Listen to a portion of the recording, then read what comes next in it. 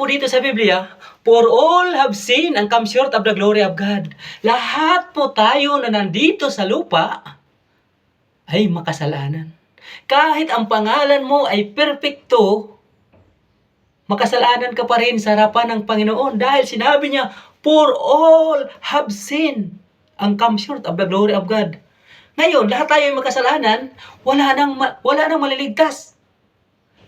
Kasi lahat na tayo makasalanan na, nandito sa lupa makasalanan na tayo. Ikaw pati yung mabubuhay pa, makasalanan na rin yun. Mayroon po tayong sinusunod na kasalanan. Mayroon po tayong minana na kasalanan. Kaya yung buhay natin ay papunta na doon sa impyerno. Pero dahil sa pagmamahal ng Panginoon, tingnan po natin sa John 3:16, for God so loved the world that He gave His only begotten Son, that whosoever believeth in Him should not perish but have everlasting life. Ayun, ganun na lang tayo kamahal ng Panginoon. Bagamat tayo wala ng pag-asa, tayo ay pupunta na doon sa impyerno, tayo ay mapapahamak na doon sa impyerno. Ang kanyang bugtong na anak, ibinigay, ipinako, namatay doon sa cross para sa iyo, para sa akin, para sa lahat ng mga Pilipino o lahat ng tao dito sa mundo, para magkaroon lang ng katugunan, para magkaroon ka lang ng buhay na walang hanggang. Ayun po si Kristo na pako doon sa cross.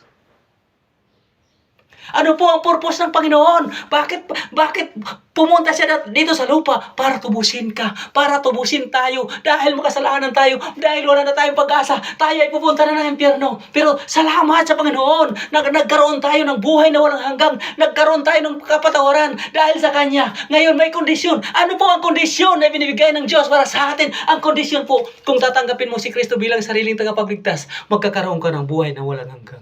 Ayun po yung sabi na po ng Biblia, minahal po tayo, bawat isa sa atin. Pero ang pagmamahal niya, may kondisyon. Hindi ka maliligtas kung hindi mo tatanggapin ang Panginoon. Sasabihin mo, magsisimba ka, magagawa ka ng mabuti, ligtas ka na. Wala po sa religion, wala po sa gawa ang kaligtasan. Ang kaligtasan, kung tatanggapin mo si Kristo bilang sariling tagapagligtas, magkakaroon ka ng buhay na walang hanggang. Pagsisi ka ng mga kasalanan mo, tanggapin mo si Kristo bilang sariling tagapagligtas at isurrender mo lahat ng kasalanan. Ayun po, magkakaroon ka ng buhay na walang hanggang.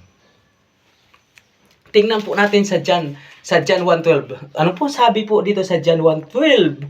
Yun, ang sabi niya, but as many received Him, to them gave He power to become the Son of God, even to them that believe on His name.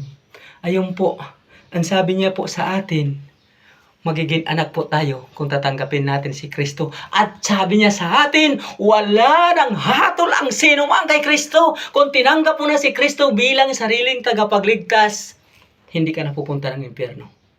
Dahil wala ka na pong hatol kung tinanggap mo si Kristo.